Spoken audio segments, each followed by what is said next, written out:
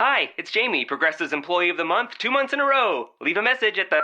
Hi, Jamie. It's me, Jamie. I just had a new idea for our song about the Name Your Price tool. So when it's like, tell us what you want to pay, hey, hey, hey, and the trombone goes, blah, blah, blah, and you say, we'll help you find coverage options to fit your budget. Then we just all do finger snaps while a choir goes, savings coming at ya, savings coming at ya. Yes? No? Maybe? Anyway, see you at practice tonight. I got new lyrics for the rap break. Progressive Casualty Insurance Company and Affiliates. Price and coverage match limited by state law.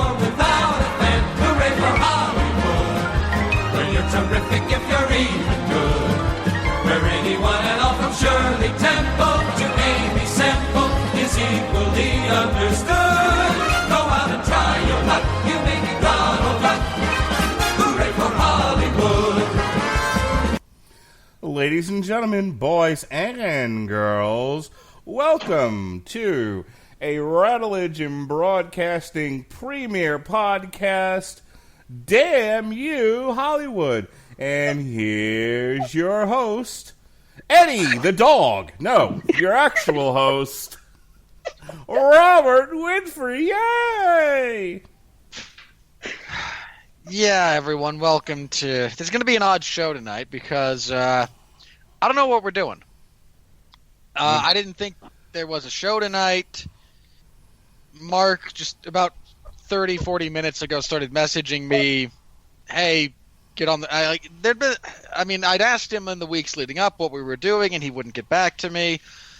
Or Facebook Messenger would have issues. I don't know what we're doing, but he said get on the show, get on the call, and I am nothing if not a dutiful servant, so here I am. Mark,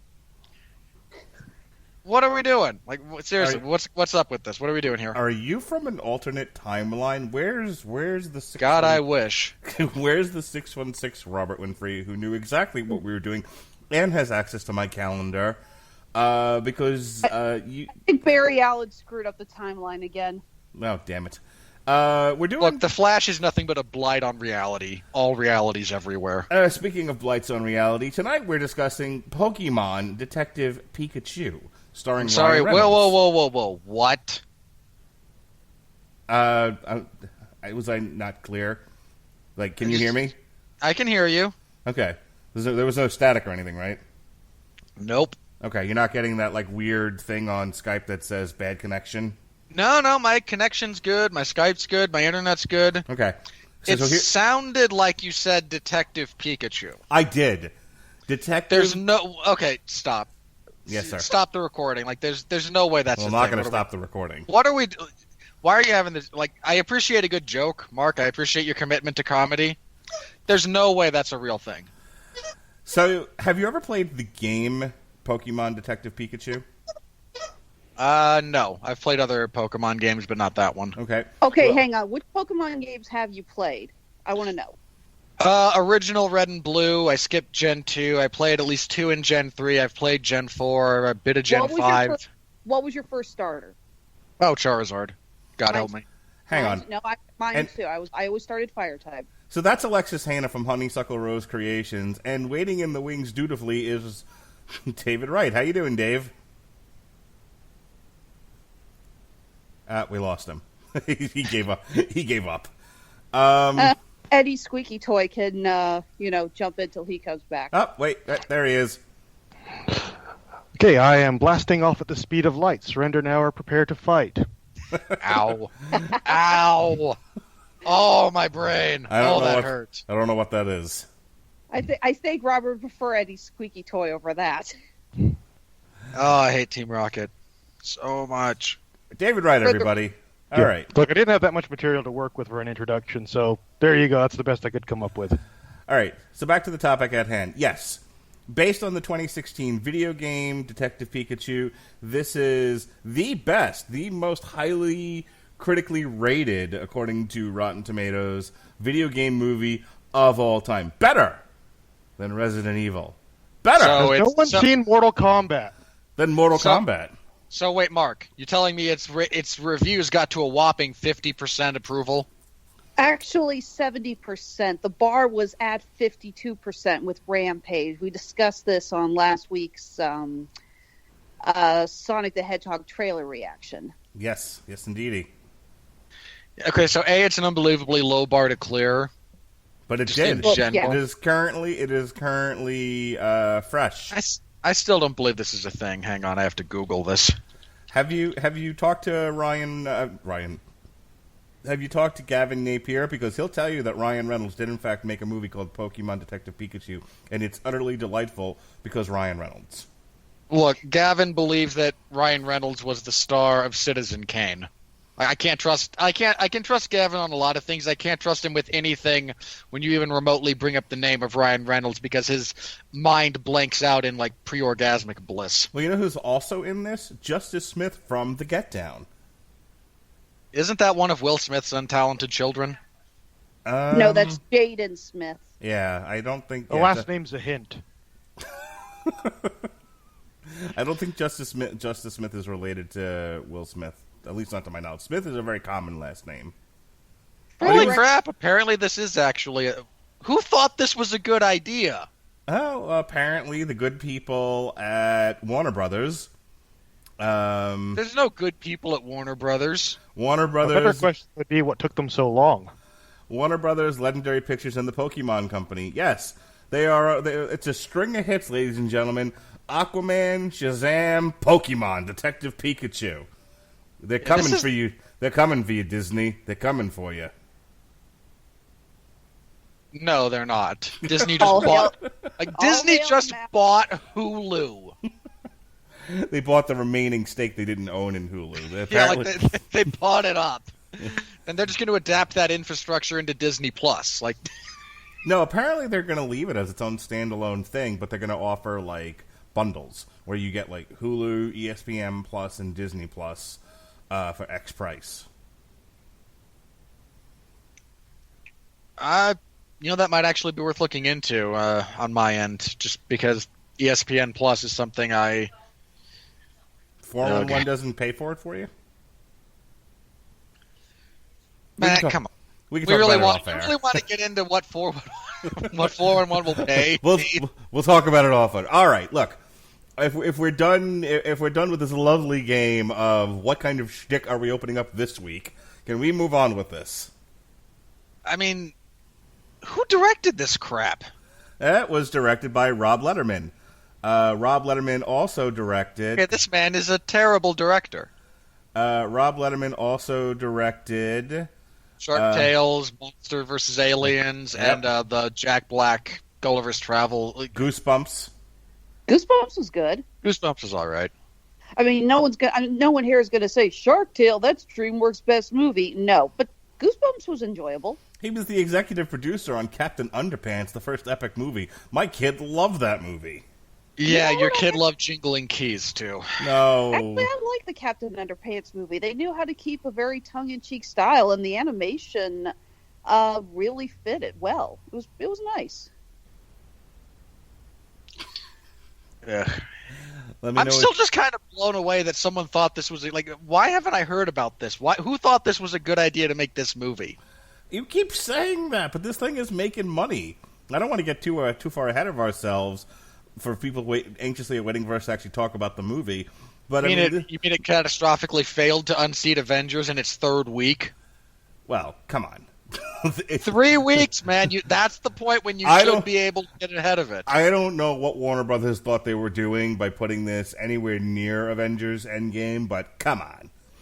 Someone had to take the shot. It's a 1 in a million. Someone's always going to have to be the first one out of the train. It's made more than its budget, and it's, and again, it is obviously geared towards children, but it's still critically, and like my kids liked it, so...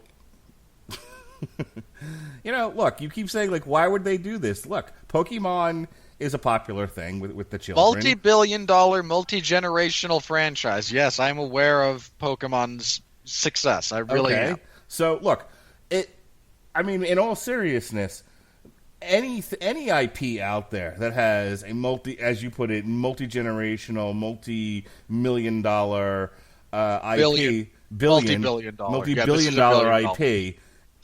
is going to generate either a movie or a television show of some kind. Now, the quality of which we can discuss, and maybe someday we will, but why would they do it? To make money, you dumbass! And it worked! Pokemon there's still a Pokemon television show ongoing, as we speak. And there is, like I said, there's there's Pokemon Go. Games, merchandise, they have Gen 7 about to come out, or Gen 8, I forget which one they're on. So here, let me read this to you. Sword and Shield, Pokemon Sword and Shield. Because, Sun and Moon was Gen 7. According to the wiki, the reason for adapting Detective Pikachu, the question you keep asking, came from the Pokemon Company and Letterman's desire to make a movie that focused on another character besides Ash Ketchum, the protagonist of the animated series. On the premise, Letterman said, the Pokemon Company, they've already made many, many, many movies of Ash, and they came to Legendary with this idea of using a new character. So when I came on board, I was pitched this character of Detective Pikachu, and I fell in love with the story behind it. The idea of talking Pokemon originated from an early concept from the 1990s TV series, but was scrapped. Meowth talks. But was scrapped when the original game developer Game Freak was unsatisfied with the concept, before the idea was revived for the 2016 Detective Pikachu spin-off game. Before filming began, Letterman said that they spent a year designing all the characters ahead of the shoot so we could get it all right. And it worked! It's wonderful! What do you say we talk about it? Okay, for the record, I'm now looking up people's reaction to this on Twitter. Everyone whose opinion I trust has a negative reaction to this. Terrific. Here's the best one. Okay, I'm about to see Detective Pikachu. I just hope it's enjoyable. Guy responds to his own tweet with a sad face. Okay. All right, I'm supposed to do the plot synopsis, so since I haven't seen the movie, I'm just going to read the wiki. I was going to say, are we supposed to talk about the critic reactions later? Yes. We will. That wasn't a critic. That's just people whose opinions I trust. That's some dude on Twitter that Robert likes. Yeah. And again, I've cultivated a list of people whose perspectives I know either overlap heavily with mine, whose perspectives I trust, generally speaking. I wish you could hear the soundboard, because then I would upload the Monty Python thing of Get On With It. All right, so courtesy of the Detective Pikachu wiki... Jazz it up, though. Don't just read it word for word. Even when I have to do that on trial, I at least I crack a joke here or there. I read it and, I change my voice a little bit. Jazz it up for me. Be entertaining. Dance, monkey. Look, Eddie just barked. That's as close as you're going to get. Nope. Try harder. No. Sorry, he is still trying. Okay, the squeaky toy was because the squeaky was because he tried again to go for my stuffed Pikachu, which I am currently curling in my arms. So I gave him the squeaky toy saying, okay, you can't have Pikachu. Here's your toy. Chew on this. Then he squeaked it for a while, and then he knocked it off, and now he's looking at my Pikachu again. And he wants Pikachu.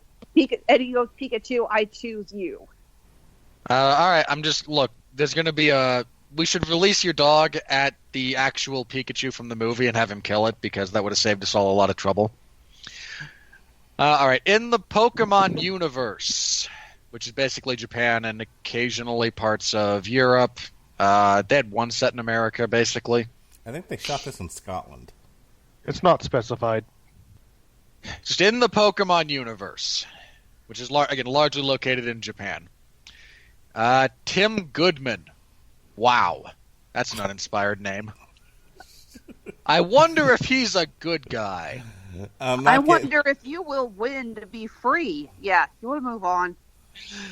Is a 21-year-old insurance salesman who had given up Pokemon training due to the death of his mother and the absence of his father, Harry. While hanging out with his friend Jack, Tim learns that Harry has presumably died while investigating a case. That's because, sure, you always get death information about investigative law enforcement from your friend third hand. Actually, you got it on the phone. We're going to be done with this podcast by 3 o'clock in the morning at this rate. Speed it up. Dance faster. Dance faster, monkey. He travels to Rhyme City, a metropolis that outlaws Pokemon fighting and pushes the bonds of humans and Pokemon alike, because it's not been established through decades of gameplay and this entire IP that fighting is something Pokemon do. And Hey, like Pokemon weren't meant to fight. Not like this. Okay, don't do that. No. Don't do that. You don't get to reference that. What's even better is the second movie is about how it's wrong to, like, put them in cages. In all fairness, have you guys actually watched those first two movies with the subtitles and not the 4Kids dubbing? It's better. Because, yeah, the original dialogue actually translated into subtitles. It makes a lot more sense. Yeah. As with most things involving 4Kids, the sub is superior to the dub. Naturally. Apart from for purposes of hilarity. Unintentional hilarity, mind you, because in a few hours the sun will come up, being the only thing that they could come up with to replace the dialogue. Well, you should just go pee over the side of the boat. The CPAP's calling me. Move along. Okay, Move along. Snorlax. So living in this hippy-dippy commune where everyone gets along and sings Kumbaya, Tim is there to collect his father's assets. He also meets Lucy Stevens, a crappy reporter. Looks a Intern. lot like Alicia Silverstone. Like, am I wrong about that? Doesn't she look like Alicia Silverstone's kid? Much younger. I mostly just recognize she's a reoccurring character on Supernatural named Claire Novak, who, frankly, her character's kind of a pain in the ass. So when she showed up, I was like, oh god, not again. I honestly thought she was like Alicia Silverstone's daughter. Like, I was really surprised that they're not related. To me, she looks just like her. I mostly just love the character Psyduck. And because Psyduck was always presented as being so annoying, but this Psyduck is freaking adorable. He's awesome. He runs into that in the Psyduck. While in the apartment, he encounters a Pikachu that has the classic deer stalker hat, so you know he's a detective. Because all detectives must wear Sherlock Holmes-esque deer stalker hats. Makes sense. Seems legit. That he can somehow speak and understand, and every Nuzlocker everywhere suffered a serious pang. And oh no, because it's a common enough trope in the Nuzlocke community that a character afflicted with Nuzlocke can hear and understand Pokemon, whereas others can't. They're attacked by a party of Apom. Apom. Under the influence of a purple gas that Tim accidentally released, so he bumbles around the apartment and releases a bunch of purple gas that turn the Apom hostile, I assume. Anyway, they manage to escape. Did you really not see the movie? No. Mark, do Why? you want me to take over this? I volunteer too. I think we could get this over with before next week's Game of Thrones episode starts. David, hit it. Save go us. for it, David. Okay, yeah. So looking around the office, he finds a container with an R written on it with some sort of purple gas in it. Instead of taking it to a lab to have it analyzed, he decides to open it up because what could possibly go wrong? Gas goes out the window, but there's a bunch of those Okay, I'm only good up to 151 Pokemon here. The Apoms are there, and it basically makes they're them the go. purple monkeys with the hands on their tails. Yeah, that was my backup description. The evolved form is Ambipom, and it has another tail with a hand on it. Oh my God, you even uglier. nerds!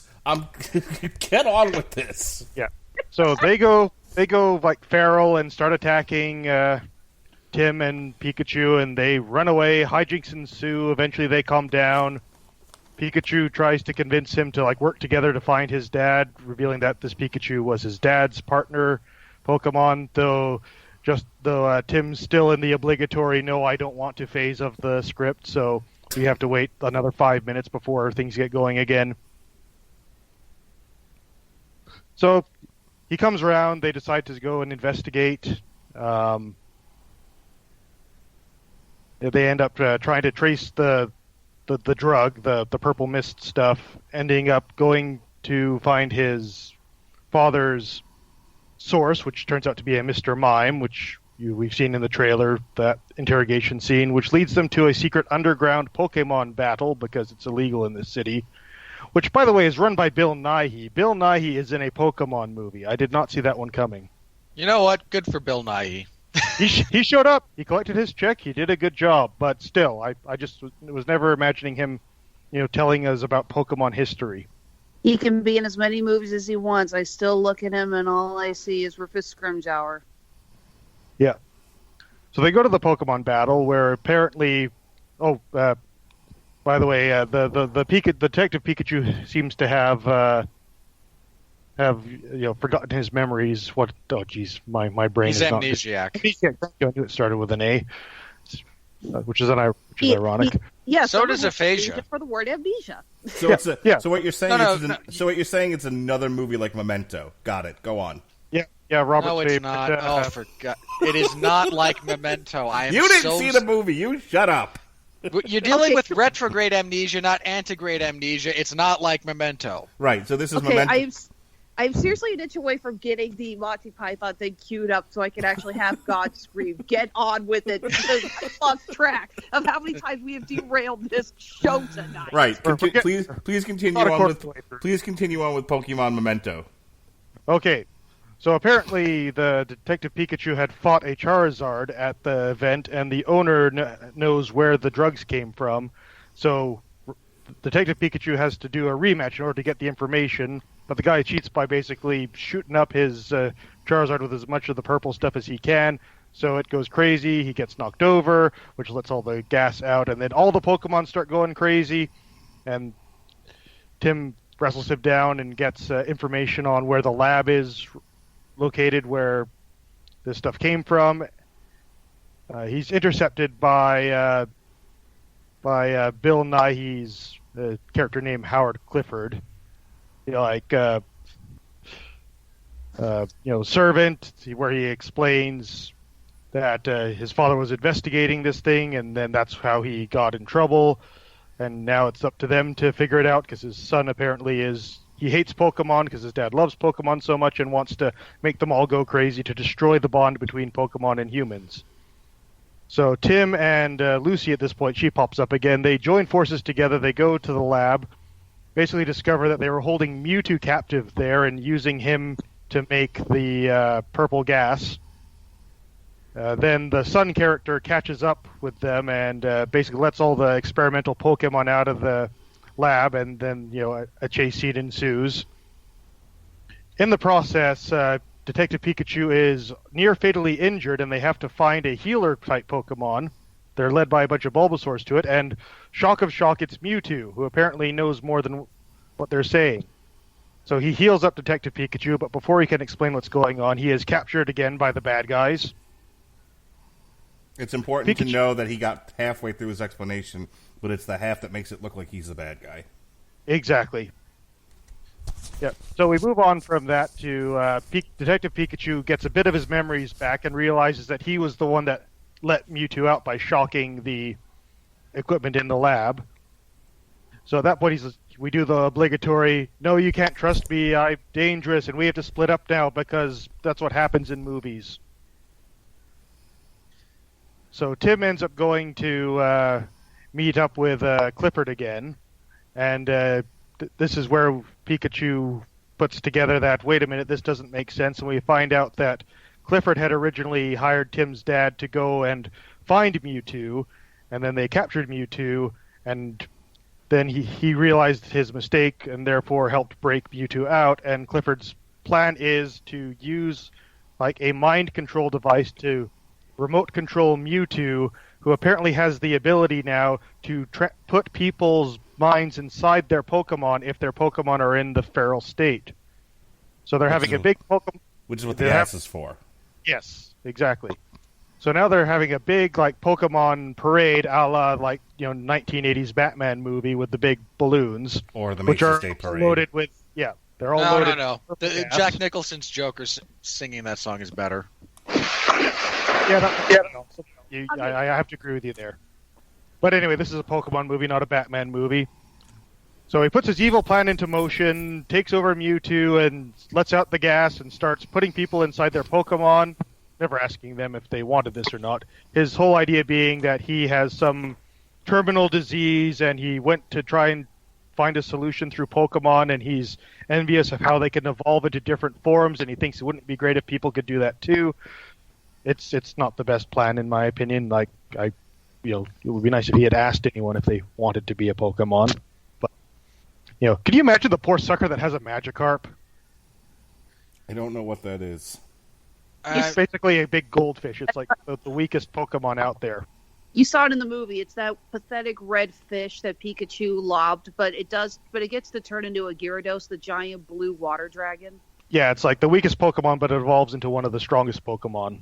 I don't know, man. Gyarados not being an actual dragon type is a giant kick in the pants. It's still quad reek to electric attacks. Is it weird that every time you guys start talking about like minutia Pokemon stuff that I want to stuff you all in lockers? You picked the wrong movie to do, man.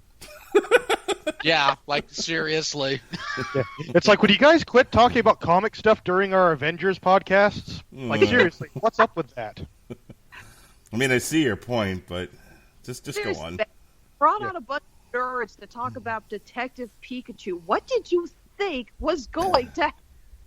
My age is catching up with me on this podcast. I'm telling you that right now. It's like half the reason people went to see this movie is it's like all the Pokemon we saw as kids, like done in like $200 million CGI. Let's face it, majority of the people in the theater were basically going, look, there's a Gyarados. Look, there's a Machamp. Look, there's a Snorlax. Look, there's an Apom. Seriously, they're real. They're moving in herds. They do move in herds. Yes. Yeah. Okay, we're like 5 minutes from the end of the film here, so let's soldier on through here. So Detective Pikachu shows up again and starts fighting with Mewtwo to try and destroy as much of the gas as possible. Lucy is trying to get on camera so she can tell people to not breathe in the gas. Wait. This says she's not even a real reporter. She's like an intern of some variety. They're doing the whole like she gets the scoop before everyone else does, but nobody believes her because she's just the intern. So, of course, in the end, she doesn't actually work for a paper. She's a podcaster or a blogger. No, okay. No, she actually does have a job. Oh god. For a TV network, and unfortunately, that's actually pretty much the way it happens. If you want to get on TV, you better pray to God that you're delivering coffee at the right time. That a reporter gets stomach flu. Yeah, so that's the way you're getting on air. No, that I know is true. Yeah. So meanwhile, while Pikachu is battling Mewtwo/Howard, Tim is on the inside, finds Howard's son is actually alive and tied up, and the actual son is a Ditto that Howard Clifford had genetically made. A Ditto can shift into different forms, and so the Ditto shows up and they fight and they fight and they fight, and eventually they manage to win. While Mewtwo/Clifford is distracted, Tim takes the Mewtwo control device off of Howard's physical head, putting him back in his own body. Mewtwo gets his consciousness back, looks at the mess, and uses his powers to reverse all the problems. And then we get the big reveal that when Tim's father escaped from the lab with Pikachu, they were attacked by some of the Pokemon from the lab. ending up in a fatal car crash. Tim's dad was dying, so Mewtwo basically saved his life by putting his consciousness inside of Pikachu, which is why Tim can hear Pikachu's voice, and Mewtwo reverses it. So in the end, Tim decides that he's going to stick around in Rhyme City with his dad, Ryan Reynolds, and they walk off into the city. Cue credits. I have a question, because Yes. this I'm a little confused by, and maybe you folks can steer me the right way. I tried to go as fast as I could. No, you did a great job. Thank you very Thank much. you. No, seriously, you're about to take my job. Go for it. I'll try. It's a great responsibility. No, it's not. With great power comes great responsibility. But here's my question, because I can't tell you how I feel about this film until I have this question answered. It's really been bugging me. So Ryan Reynolds is in a car wreck that is caused by the Grinjitsu. The Greninjas. Greninjas. Okay, right. It's And the then- final form of the Colosseum. Not Yeah, the Colossian water starter. And it's also one of the most popular fighters in Super Smash Bros. Ultimate. So so he crawls out of the flaming car, right? His body is dying, and in order to save him, she takes the consciousness and puts it into the Pikachu. Yes, How does he get his body back at the end? because Mewtwo is magic. Seriously, the bodies are placed. It's weird because Mewtwo puts people. It's not a brain transplant. He basically turns the body into energy and puts the energy into the Pokemon. There's no other way to really explain. That is the dumbest thing. And I that do is- agree that was a bit silly. So wait, the body itself went inside the Pokemon? He becomes a basically. Force Ghost, and the Force Ghost is absorbed into a physical person, and then after some part of the Force has healed the Force Ghost's body enough, it can then be recorporealized into an actual body. That is a more thorough description of what happened than what the movie gives you. Yeah, That it is really so doesn't stupid. explain at all where the body went. Okay, again, I have not seen this movie. So That you is keep so saying. profoundly stupid. Okay, well, hang God, on. we're nerds. let me at least digest what I just heard. So I got to say it back to make sure I got this right. Yeah.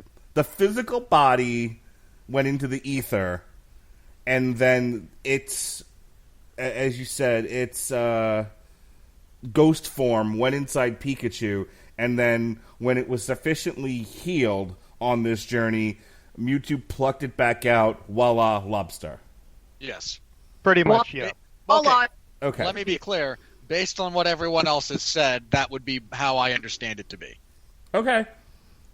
Yeah, that was poorly explained in this movie, but okay, at least I understand where Ryan Reynolds showed up now and why his body appeared out of nowhere. Look, Either- Ryan Reynolds showed up because it's in his contract that his face has to appear on camera at least once. Well, it also is the only way to get around the whole Mewtwo putting people inside their Pokemon, because if they didn't have the bodies fall into the life stream and join with the materia or whatever, you're going to have a lot of what looks like dead bodies lying around on the ground. Okay, so what's happening on this podcast is I'm now being Jesse. I'm not getting any of these references. I don't know what the hell you people are talking about. Oh, God, I haven't even played Final Fantasy VII, and I get that reference. Same. Is Basically, that what that stick was with your from? Force Ghost analogy. That works. Final Fantasy Sorry. VII, was that the one that was on PlayStation? Yeah, there's only so many of these references we could make. I There's a lot of them that have been on PlayStation. Yes, 7 was on PlayStation. 7's the one with Cloud and Sephiroth. Okay, I did play that one, but god damn it, I was living in my parents' house at the time, and I think I was in college. You're not living with your parents now? No, or in a basement. You fucking assholes. So someone get some ointment because you just got burned. So thank you for joining us tonight on Damn You Hollywood. We'll be back next week for John Wick. All right. On Damn You Hollywood, Mark the Mark doesn't get an edition. Yeah, I now I know how Jesse feels all of the time. All right, so let me let the old man talk for just a minute, and then you nerds, you children, can go back to talking about your Pikmin and your Pokemon and your Whoosy Whatsy and your Boom Boom and your Bang Bang. All right. Mark, again? According to this podcast, 107. Why do you ask? I'm sorry. He's 44. No, Oh. I'm going to be 43 in like 3 weeks. Sorry, my mistake. 43. Happy early birthday. Thanks. No, this happens a lot where I see people talking like, "Oh God, I feel so old," and it's like I'm in my freaking 30s. You're not that much older than me. So I'm only 33. I still feel old. I'm 34. Yeah, you know what it's Same. like to have Rob bond with my wife more than I can because they're closer in age and actually have Dude. more of a shared life experience. Look, your wife loves you. She finds me loosely amusing on occasion. Yeah, if she remembers who you are. There are sometimes I talk about you folks and she goes, "Wait, who was that one again?" She totally forgot who Pat was, and I get met it him all in the person. All right, Pokemon. Look, I'm the other one who hates Uriah Faber. Yeah, she doesn't remember who Uriah Faber is. She is better off for that. Unless Uriah Faber showed up in Downton Abbey, she doesn't know who the fuck he is. Okay, so They'd have to censor his chin, given the cultural mores of this time period Downton Abbey is set in. So it's a simple movie. I mean, I had a good time because I kind of was watching my kids react to the movie, and they were having a good time. Like, I could see them sort of commiserating with one another. My son, who's really into video games and Let's Plays, was was having a grand old time. Like, I don't know how much Pokemon I definitely know he's aware of it. And he was telling, and then kind of like you guys, just babbling in my ear about what Pokemon is and what he knows about it. But has he played any of it? I don't think so. Any of the video games, I'm not really sure. Either way, he was having a great time. My daughter was having a great time, and they were kind of chit-chatting with each other during the movie and afterwards about it. As far as what I thought of it craft-wise, I mean, it's a very simple whodunit detective story. Justice Smith does really, really well acting against a green screen or however the hell they did to create Pokemon. Pikachu looks great on screen. They did a really, we talk about getting the fine details of CGI to where you can actually see the hair move, and they did a really good job with Pikachu. The other characters look fine. There's a scene in there with what are these things called? Torterras, where Giant, yeah, that looks incredible. Like, I had Do we ever see this lead character's mother? Only in pictures. She has to be, because I'm just looking up pictures of this actor, and Ryan Reynolds ain't black. Yeah. The mother is black. Okay. They do a pretty good job of hiding what his father looks like through the entire film, and Justice Smith, I think, does kind of pull off the could be a mixed. I only care in as much as if it's a major gaffe. I'm like, no, both your parents are white. You just came out looking again kind of like Will Smith's kid. I think It was kind of a good strategy to hide that it was Ryan Reynolds, though.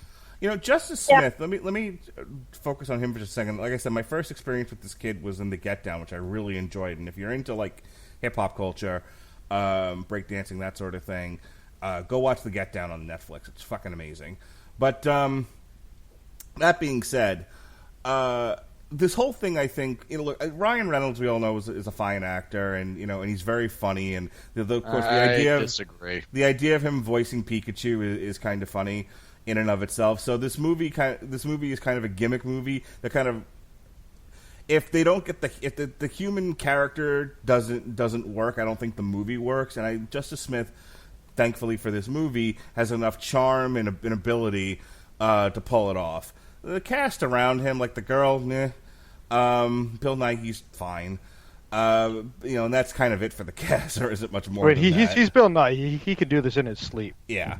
Yeah, look, he probably was sleeping through half the movie. He kind of looks at it and part of it. He's just good enough to still be the best thing about any given movie he's in, especially something like this. So to move this along, the CGI looks pretty good for the most part, with the best parts being Pikachu itself. Justice Smith does a good job. The plot, I mean, was the plot predictable? Sure, but I don't tend to hold that against movies. That's some other people's things, Robert. Well, I got to admit, putting people inside Pokemon, I did not see that one coming. Well, yeah. Can I just ask this?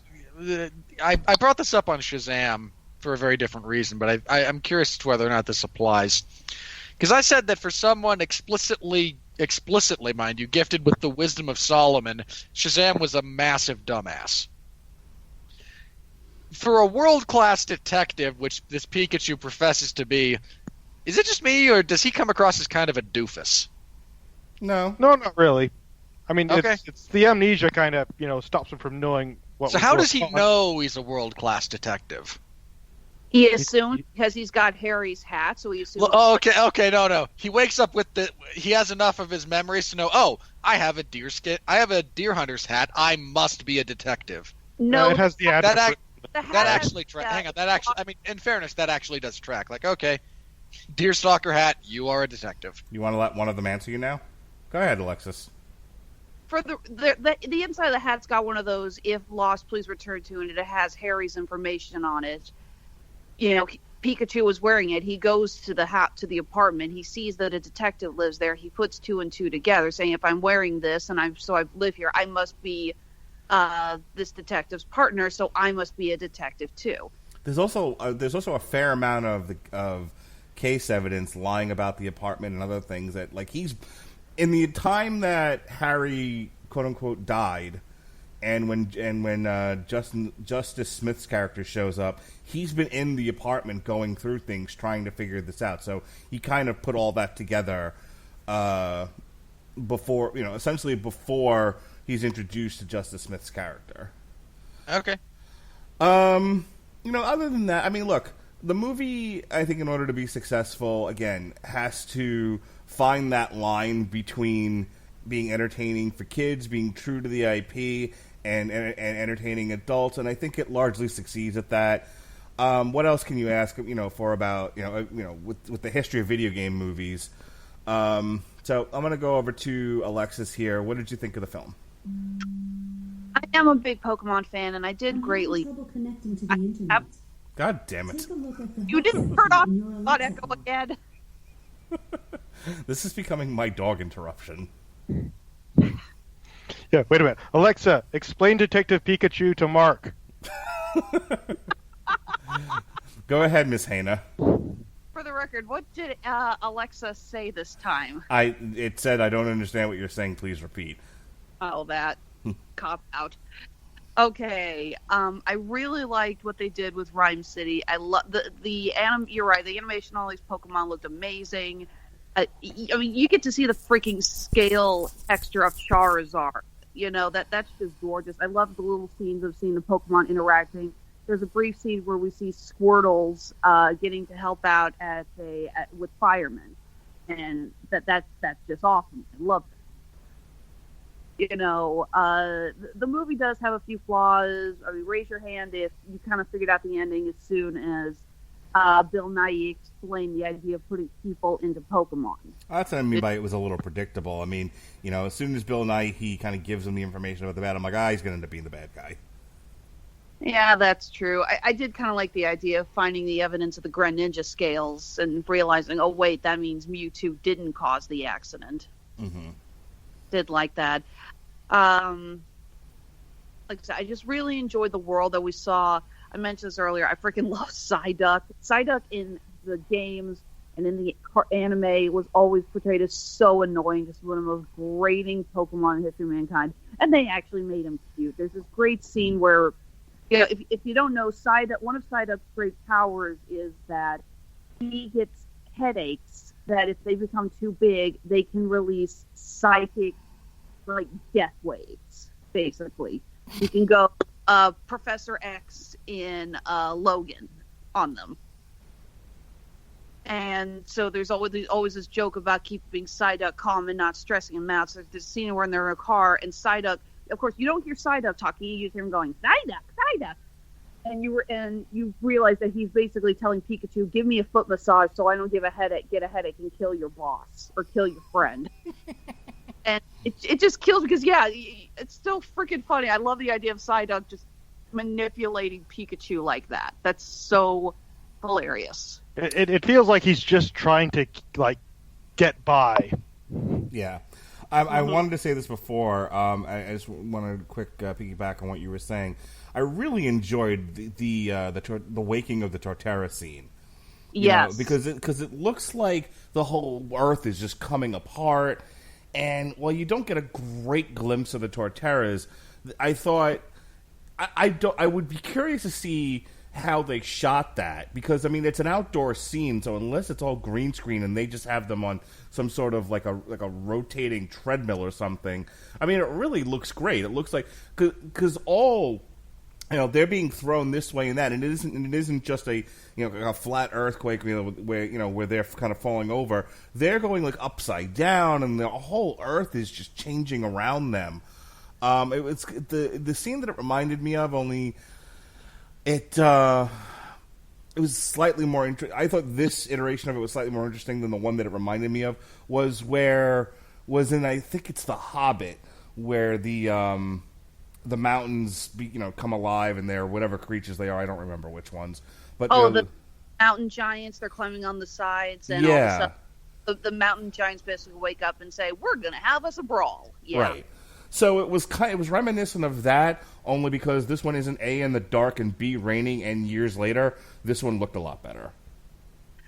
No, I agree, and especially because at first you think it's the ground is breaking up because Psyduck got a little overeager with his powers or something, and then you realize no, because you had previously seen the Torterras, and they mentioned, they don't look that big. They'd seen the smaller Torterras, and then you realize, those weren't the Torterras that had the growth experiment on them. These are. Right. So essentially the entire area is their shell. Pretty much. I hate to say it, I also geeked out because I play Pokemon Go pretty, almost every day, and I have a Torterra as one of my best fighters. That's still a thing? Yeah, I still play. You can still find Pokemons lying around your house and shit? Yeah, there's actually a part of the game called the Go Snap where you can take a picture of a Pokemon using the AR technology, and if you do it right, then another Pokemon will photobomb you, and then you have the chance to catch that Pokemon that photobombed. And currently, the Pokemon that is photobombing is Pikachu wearing a detective hat. Oh, of course it is. I wonder why. I'll send you a picture of him photobombing, and so I could catch him. Okay, if there's nothing else, David, what did you think of the film?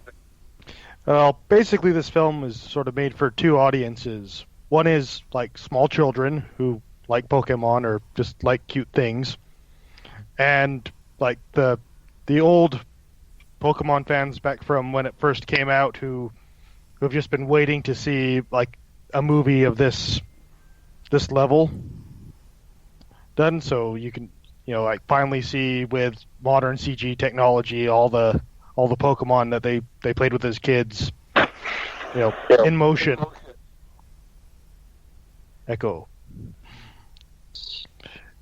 Yeah, but overall, the story, it's nothing really special. It's a buddy detective film, but that's fine. Again, it's a kid's property, and it's not afraid of that. So yeah, for kids, it's not going to be that hard for them to go with. And yeah, there's enough humor in it that the adults won't be completely bored. But I certainly think that if you're an adult and you have no interest in Pokemon, you're going to be a bit left out in this one.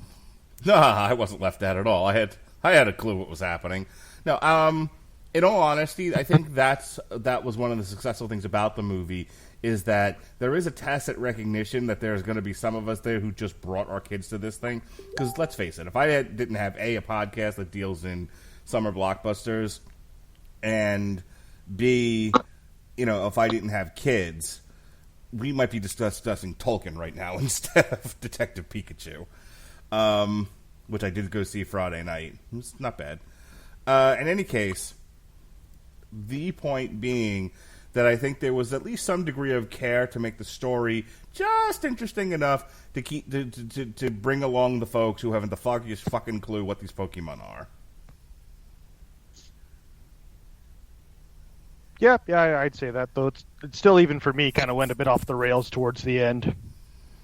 What about it? I mean, Is this an issue with the plot, or like what went off No, the rails no, for it's you? just like all of a sudden Mewtwo can put people inside Pokemon. I'm like, that's new. Okay. Like I was not expecting that to be like the grand plan. Like I was okay with person wants to use, chemical gas to make Pokemon go crazy so people don't like Pokemon anymore. Right. I can follow that.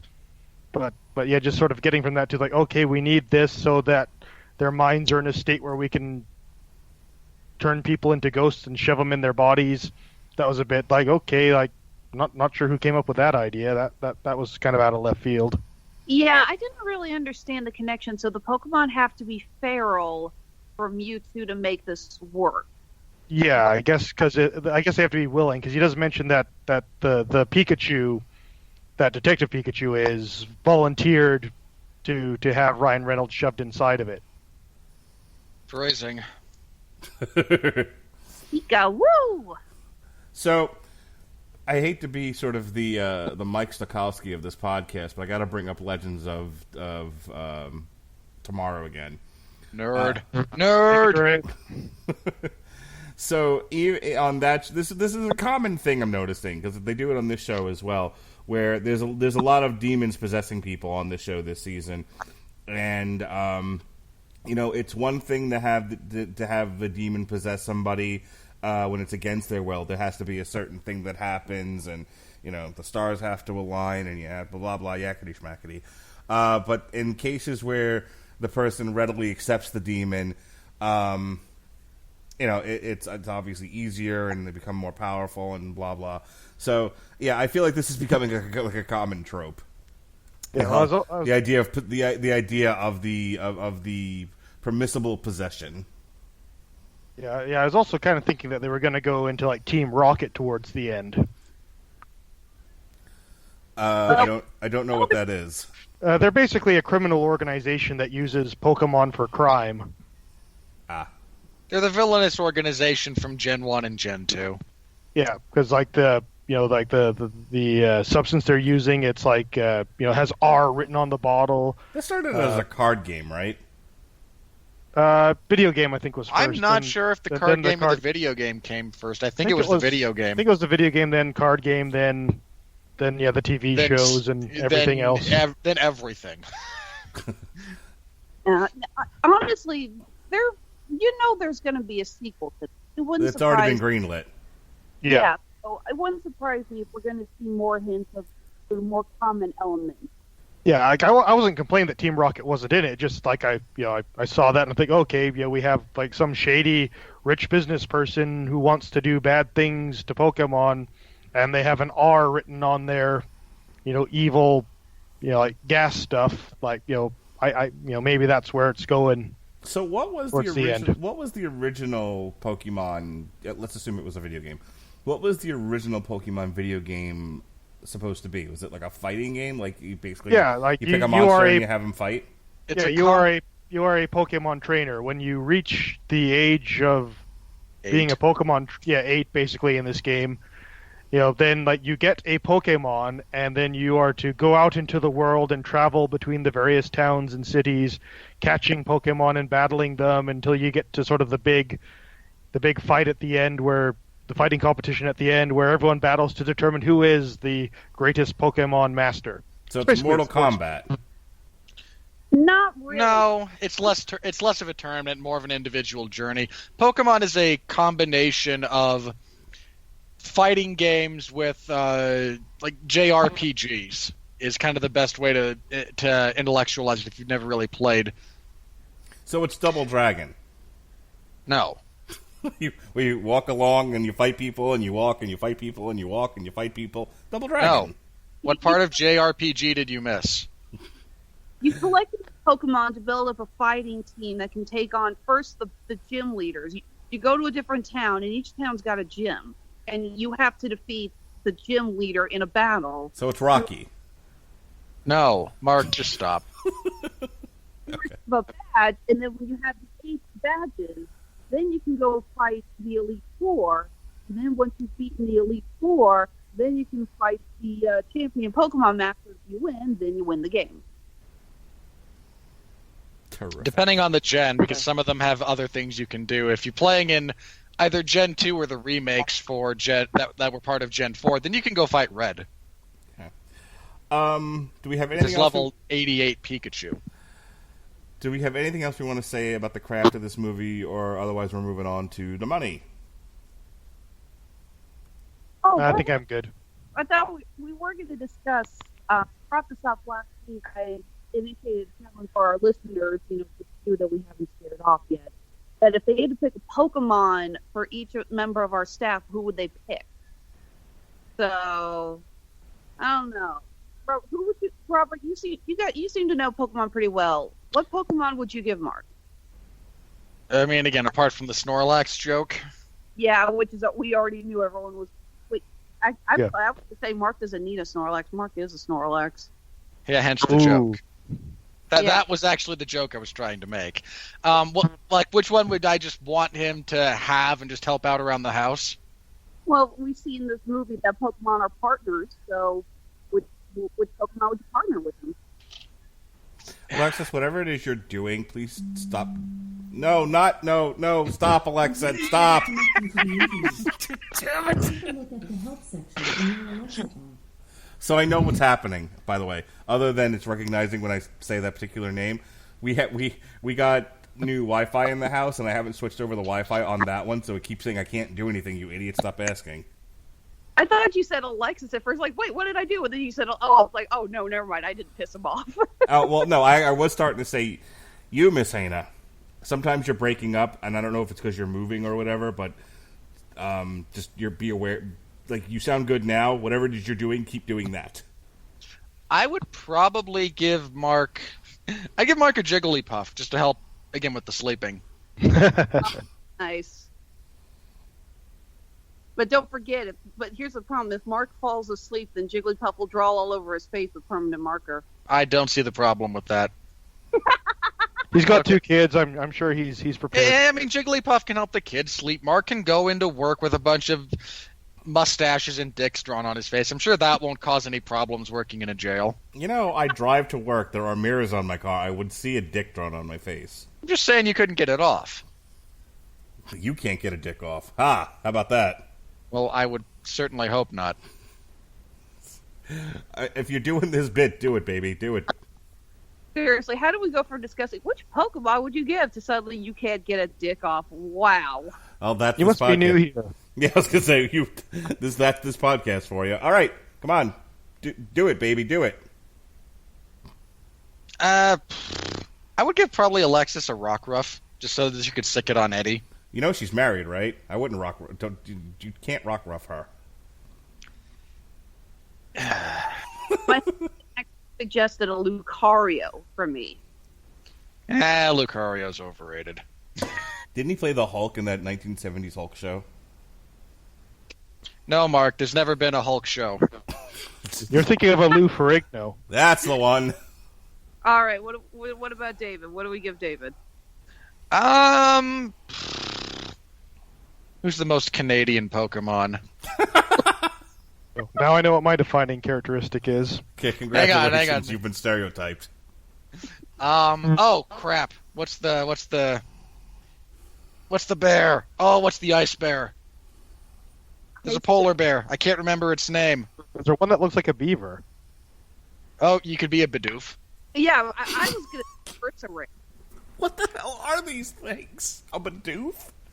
Yeah, there's a.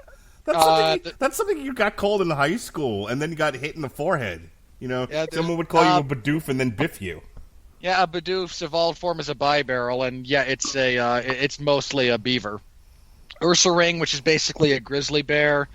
Beartick, that's it, because there's a polar bear, an ice type that is.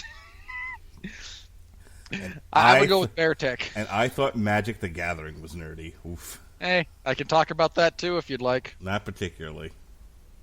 Wait until they make a movie of it. Already Oh dear. exists.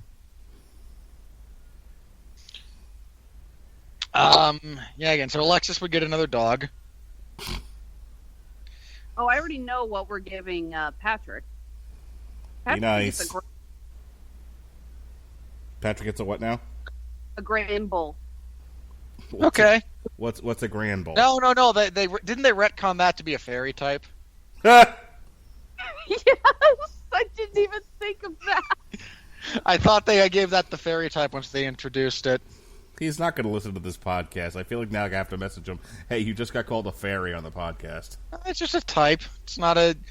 Yeah. Grand Bull works for Pat, or whatever its evolved form is. I can't remember what it's called. What are we giving Jesse? Oh, Jesse. Chansey. Oh, you want to give Jesse a. Oh. What are we doing for Sean? Oh, you really want to give me that can of worms? Hang on, let me think. Would I give Sean to just help him out? I might give him not the fully evolved Machamp, but Machoke. You know, Machoke actually freaked me out when I first started playing because you can see it kind of looks like it's got the veins on its arms. It just looks so weird. Actually, no, I think Sean would actually want the early version of Machamp. Because Sean likes to help train and strengthen. So I think he would want somebody who he could help evolve stronger. So he'd want a base form. If you go on base, then Machop, and then they can eventually get to the point where they all have 4 arms and can move stuff. That actually is something he could really use. All right, Yeah, I think that's everybody, like right? That's all the main RAB people. Well, there's Andrew. Okay. Delibird. Enough of that, Andrew. I'd probably go with the Machamp because it's something that can grapple and it has 2 extra arms. He'd be No. Andrew gets the actual judo Pokemon throw. Not a Hitmonlee or a Hitmonchan. Nope. There's a pair of fighting Pokemon from Gen 5 in Unova. One is Sock and the other is Throw. And Throw is actually specifically referenced as a judo type Pokemon, as a judo Pokemon. In the immortal words of M'Baku, are we done now? No. Are you done yet? Mark, now you know what this podcast is like for everybody else but you. Yeah, this sucks. I like it when I'm the one derailing things. Hey, it's not like we said you get Cubone. I don't know what that is. That's the Pokemon from the very beginning of the movie that doesn't stop crying because it literally wears its mother's skull. Oh, okay, no. If I wasn't going to give Mark a Jigglypuff, I'd give him a Kangaskhan. Oh, really? A Kangaskhan? Yep, to steer his kids around for him. Mark, a Kangaskhan is basically, think of a combination of an Ankylosaurus and a kangaroo. Terrific. Can we do the money now? Are we done? I don't know. Are we done? That's all that's everybody that pretty much does I do podcast with without getting into the extended group of people. Yeah, let's do the extended group of people then. Oh my God! Fuck off! No. Here we go. Here comes the money. Okay, fine. Here we go. Nope, playing theme music. Here comes the money. Money. Dollar. I want to go to bed at some point tonight. All right. God damn it. Do you really? Yes. I enjoy my CPAP machine. I love it. On a budget of $150 million, at the time of this ridiculous recording, it has earned $170.5 million. It was number 2. It debuted at number 2. For the weekend, Avengers Endgame is in its 3rd week at number 1. Behind Pokemon Detective Pikachu is The Hustle. It couldn't even take first place in Japan. Yeah, John Wick will knock Avengers Endgame finally off its perch. I doubt it goes 4 weeks in a row. We'll find out. Yeah, we'll find out. The Hustle debuted at number 3. The Intruder fell from 2 to 4. Long Shot from 3 to 5. Palms debuted at number 6. Ugly Dolls, which I don't think anyone saw, dropped from 4 to 7. Breakthrough 6 to 8. Tolkien debuted at number 9. And The Curse of La Llorona fell from 7 to 10. Captain Marvel 5 to 11. Shazam 8 to 12. Dumbo 9 to 13. Little 10 to 4. Student of the Year 2, sure, debuted at number 15. Amazing Grace, 14 to 16. Pet Cemetery, 12 to 17. Us, 13 to 18. Red Joan, okay, 17 to 19. And finally, El Chicano fell from 11 to 20. Wait. What's El Chicano? I haven't the faintest clue. Because unless it's a biopic about Madonna, It's from some studio named Briarcliff, and it made less than $300,000 this past weekend. okay, it's clearly nothing to do with Madonna then, because his name alone would jack up the takes. All right, where we stand worldwide. Oh, I know what El Chicano is. Never mind. Yeah, that looked awful. I remember a trailer I saw for it. It's a crappy, like, Mexican Punisher. It's just stupid. So I was mostly just laughing when you brought up La Llorona, because wasn't there a news article that some theater accidentally started playing that instead of Detective? Yeah. Oh, I would. If I worked in a movie theater, I would have so done that. Aw. You shouldn't hurt children. That is a profoundly inaccurate statement. Built character. All right. Children. There's a difference between abuse and hurt. All right. So in your top 10 movies currently are Endgame. Obviously, nothing's touching that until Rise of Skywalker comes out, and even then, Captain Marvel at number 2, The Wandering Earth at number 3, and that's a foreign Chinese Chinaman movie. How to Train Your Dragon is still at number 4 with 517 million. Alita Battle Angel, 404 million.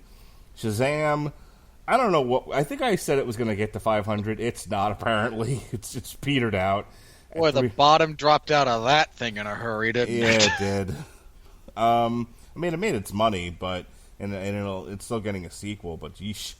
That has to be something of a disappointment. I mean, and again, well, not considering that it did Aquaman, badly. who only a few months ago did $1 billion, yeah. Well, Aquaman also was a more expansive story and didn't have any real opposition. Yeah. I mean, still, I personally, I think Shazam was better than Aquaman. Aquaman was amazing visually, but we talked about this on the show. It's very much the hero's journey. Shazam, I felt, had a much better actual storyline, a better story arc. Plus, look, Zach Levi is a better actor and better screen presence than Jason Momoa. Except that I think Jason Momoa actually has more draw. Not to mention, That's I mean, true. as much as it crapped out at the box office, he had the lead in for Justice League. So, Have you ever seen Jason Momoa? Not as big as you think he is. Yeah, apparently he's really short. He's like Tom Cruise short. Dumbo comes in at number 7. Another All Hail the Mouse. That one petered out at about 344 million. Us 253. Glass. Jesus, Glass is still in the top 10. 247, and the Lego Movie at 190 million. Pokemon's currently sitting at number 11. I don't think this cracks the top 10 for any appreciable length of time. No, as I said, I fear it's probably getting to about 300 million, then it dies, which is fine. It's just about profitable. As I said, they've already greenlit the sequel to it, so it's like, meh, whatever. I mean, next week it's big. No, it's not even like competition. This coming week is John Wick, and the only other kids. Ooh. And the only other kids movie is A Dog's Journey, and I don't. I hesitate to say no one will go see it because dog people will go see it, but I mean, like, how many to really? Look, on behalf of dog people, it's about 50-50. And then the following week is Aladdin, and that's kind of going to be the end of it because all the kids are going to go see that. And they released a clip today of Will Smith singing Prince Ali. The hate on Twitter is pretty fucking massive. Well, can I just say this about Aladdin after I saw a few of the trailers that involved Will Smith? Yeah, actually. I don't think Will Smith is going to do a bad job, but I think everything he does is just going to make me miss Robin Williams. Here, let me say this, and then we're dropping the subject. If he puts his own spin, and this is already in danger of not happening, but giving the devil its due.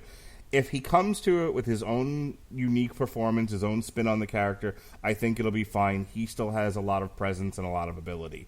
If he does a Robin Williams impression, this thing craters on impact. True. I agree. In fairness, it's probably going to crater either. His performance is probably going to crater either way. The question is whether or not it'll be justified. We shall see. I mean, their record is about 70% with these live action remakes. But even if this thing fucking tanks, the Lion King's up at right after this. Who gives a shit? In fairness, I think the Lion King's the one that might sneak, and that might be a sneaky tank rather than this one. This one that had some opposition. Again, I expect Lion King to make $1 billion. I expect Aladdin to make $1 billion, give or take. But there's just a few things about each of them that kind of makes me a little bit leery. So getting back to the topic in hand with Detective Pokemon and seeing, well, how much in the way of children's fare does this have as competition? You've got Aladdin, but let's say nobody goes to see Aladdin because it looks like a hot piece of garbage. You've got a few weeks, and then June 7th is going to roll around, and The Secret Life of Pets 2 is coming out, and it's going to roll over anything related to children. It's just, It'll have a good week. I don't know. So, I mean, that one also made $1 billion, I think, when it came, the first one came out. I don't think it did. I'll go back and check, but I'm pretty sure. It made a lot of money. It did well, yeah. And, the Illumination Studio is kind of a hit factory. That being said, Secret Life of Pets made $875 million. Oh, again, no! It did well, but that's not $1 billion. Again, it only had a $75 million budget. It was a smash success. I'm not saying anything to the contrary. I'm not saying it's not successful. I'm saying it didn't make $1 billion, and it was, again, over $100 million off. I think if you're a parent and you take your kids to like children's movie, this thing has got a lot of buzz. I was going to say, it looks like they managed to carry it and not have to worry about, what happened to Louis C.K. No, nobody gives a shit. Patton Oswalt, it took over that role, and it's an animated feature for kids. If any kid notices that it wasn't Louis C.K. and it's Patton Oswalt, I will eat my hat. I will eat my detective hat. You don't have a detective hat, and you don't know that. Yes, I do. For the record, Louis C.K. is a much funnier individual than Patton Oswalt. And then 2 weeks after that is Toy Story 4, which looks like a hot pile of shit, but it'll probably. But it looks like. Remind me of that. But it'll probably is back, and this time it's personal. But it'll do fine. It's a Pixar movie. People will go see it. It has name value. All right. So just to move things along here, I think we're going to move on to the next part of the podcast, unless anyone has any burning desires about the money they want to bring up. No? Moving on. I talked over somebody. Does somebody really want to say something? All hail the mouse. Terrific. Not the electric one. Are you ready? No! I said, are you ready? No, God! No, God, please, no! No! No! No! Ugh. Morgan Troper of The Stranger, Seattle, Washington. Well, At most... That right there is just a giant negative. At most, Pokemon Detective Pikachu is akin to an Olympic skater gracefully recovering from a misstep. It's an extremely impressive mess. Like, I didn't get messed from this. The one thing that kind of escaped me was where did Ryan Reynolds' body come from, but other than that, it was a pretty straightforward movie. Yeah, it seemed pretty solid. I just remembered this is going to be really difficult to do since Robert didn't actually see the movie to judge these opinions, but doesn't mean I can't tear apart. Look, enough of these are just going to be fundamentally badly written that I can tear apart them on their own merits rather than what they're actually talking about.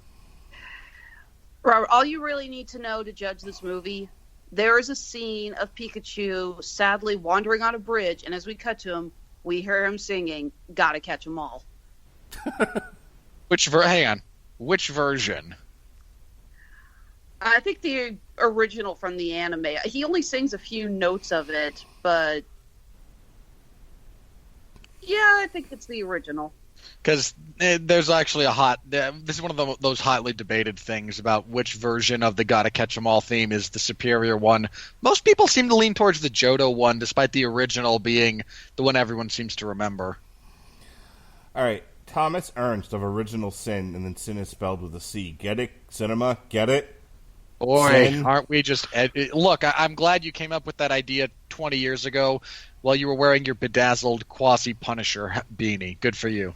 Well, we were in for such a treat. Pokemon Detective Pikachu doesn't quite manage to create a coherent story out of its convoluted mythology. Of course not. The Pokemon story, like, even the games aren't even that coherent narratively. But this was coherent. Yeah. I was going to say, the story may have had a few minor plot holes here and there, but it was a coherent story. I don't think anyone has actually, jumped off saying the script was garbage. There's a bit of Deus Ex Mewtwo, but other than that... Yeah. That was, Deus Ex Mewtwo, I like that. Yes, I'm proud of that one. Yeah, well, I mean, look, they created a god character. That was the least of my problems with the movie. Evan Dossie, Midwest Film Journal, hampered by a miscast leading voice and a mystery without much flavor. Detective Pikachu feels more like a great tech demo than a satisfying adventure. Why did my dad die is a mystery without much flavor. Seriously, what were they expecting? Chinatown? Forget it, Pikachu. It's Pallet Town. Oh, okay, no. Now I demand a Chinatown remake cast entirely with Pokemon. I second that. Yeah, that'd be good. Get your pitch together. We'll take it to Hollywood. I'll help you with it. It ends with Professor Oak pulling a dejected Ash Ketchum and Pikachu away as Misty is led back to the gym by her sisters with "Forget it, Ash, it's Pallet Town." I guess that's funny if you're into Pokemon. It is. I'm laughing. All right, Ian Thomas I'm thinking, Malone. wait a minute, Misty wasn't from Pallet Town. But anyway, go on. But that's just where the final scene takes place. Oh, okay, all right. No, Pallet Town was the first one that came to mind because that's the original town from the first game, and it just sort of rang off. It sounded better than saying Lavender Town. I hope to God fans of Pokemon are enjoying this review. Review in quotes. Ian Thomas Malone. You come on, say it. What you saw? You didn't say what outlet he writes for. Ian Thomas Malone. Okay, you self-employed loser. Thank you. Reynolds is Pikachu. No. You pretentious self-employed loser because your three names are that important. Reynolds' Pikachu is too much of a good thing, never building on an amusing foundation until a clunky attempt to establish some sense of narrative payoff in the third act. Oh, how horrible. They gave you too much of a good thing. I mean, that does, of course, raise the question: if it's actually a good thing, can you ever have too much of it, or is it simply a okay thing, and then your repeated exposure just reveals all the inherent annoyances and flaws that exist within the whatever we happen to be talking about? And so, look, Ryan Reynolds as Detective Pikachu, that's kind of cute, and oh god, after about 20 minutes, it's just nauseating. Go away. Speaking of nauseating, go away. Dan Murrell of Screen Junkies. That is how you do a segue. There we go. Underwritten. Has some appealing characters, a lot of empty spectacle. In other words, the first summer blockbuster of 2019 is here. I get the feeling that some of these reviewers are just trying to find a sneaky way to say, my favorite Pokemon didn't show up in this. Yeah, well, I didn't see a Vulpix, and you don't see me crying. Did he not count Avengers Endgame as a summer blockbuster? Because I think he's utilizing a summer starting point for more of a calendar thing, which is still inaccurate, by the way. The first day of summer is not until June. I think he's just being cynical. I mean, it's an okay movie, and those are the hardest ones to really come up with anything, good to say about them. Wait, was there a Growlithe in this? Yes, multiple. Oh, good. Okay, well, because Fluffy Boy is best boy. First of all, I do love Growlithe, but in all fairness, actually, I can't tell from the movie. Well, Arcanine, actually. Yeah, that's the thing is that you don't really get a good size scale from them in the movie, but you definitely see tiger striped puppy dogs, so you know it's one of the two, and that is another one of my favorites. So yes. Yeah, look, big fluffy fire dog is just the best thing in the world. I would love an Arcanine. They are gorgeous. I love them. But yeah, you have to find a reason to justify your salary beyond. Yeah, it was all right. True. What did you do last night? I don't know. I did a podcast with 3 other people who kept using nonsense words all night. Mark, that's how I felt every time you said, "Hey, Detective Pikachu's coming up." Wait, what? Sarah Knight Adamson of Sarah's Backstage Pass. Self-employed loser. A confusing narrative. Okay, hang on. Just stop for 1 second. I haven't seen this movie. All right, let me be very clear about this. Based on the plot synopsis that I was given, the plot synopsis that I read, I have no earthly idea how you could be confused by this. If your point is you don't like it was overly convoluted and they tried too hard to kind of do some... But it wasn't! Hang on. Would you let me make my point? And again, this is just I'm simply critiquing their point. If what they're trying to say is it's a quasi overwritten, pseudo convoluted, kind of stupidly written thing where they tried way too hard to do a hard boiled detective story, then okay, that's a point of comparison. That doesn't seem to be not only does that not seem to be valid based on what you've said, they're actually phrasing it badly because that doesn't mean it's complicated or convoluted. It just means your very, very tiny brain's capacity could not keep up with a children's movie. I'm going to go out on a limb here and say, like, critics, for those of you who have this issue with films, stop texting your friends that you're so upset to be, like, watching this lame kids movie. Put down your phone, look up to where the screen is, and there might be some information on it that might help you understand the story. All right. Just a thought. A confusing narrative does little to enhance the film. Although it is a gorgeous display of animation with stunning colors, it's impossible to follow. My fucking kids could follow what was happening. And my daughter talks through the movies. Yeah, that doesn't seem like an accurate complaint. No. Again, even if you're confused about where the bodies went, like we had to explain earlier, you still get the general idea of what happened. It's like the last 2 minutes of the film. I'm not going to apologize for not understanding the finer points of what the character did with the body. But again, up to that point, it was a pretty straightforward narrative. Sarah Mars on Laney Gossip. It will work on small children who don't know better, but woe betide anyone else who gets dragged along. I mean, look, on the one hand, credit for using woe betide correctly. Nope, that got a snort from me. You get some minor credit. On the other hand, shame on you for trying to shoehorn it into your review. Yeah, sorry. There are certain phrases that when you put them in a movie review about Pokemon, it doesn't make you sound smart. It makes you sound pretentious. It says significantly more about the writer than it does about the subject. Agreed. Mario Allegre of Proxima Tanda. Take Who Framed Roger Rabbit, remove everything that was fun about it, replace the cartoons with Pokemons, and add a PG-rated Deadpool.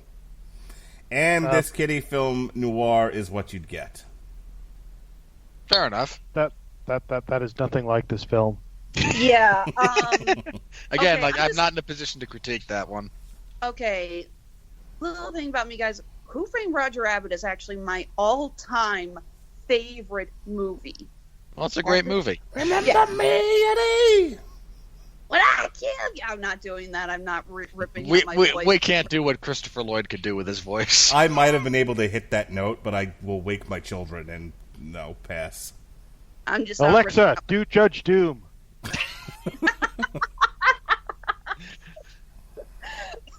God. No, but no, I don't compare this really to.